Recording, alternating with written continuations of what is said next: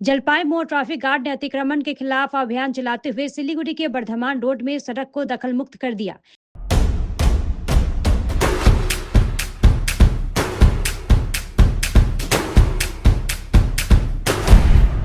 Stay tuned. इस अभियान के तहत सड़क के किनारे फुटपाथों पर रखे गए सामानों को हटाने के साथ ही अवैध रूप से पार्क किए गए वाहनों को भी हटा दिया गया।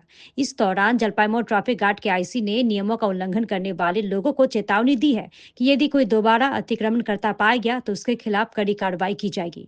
अवैध रूप से पार्क किए गए वाहनों का चालान काटा जाएगा।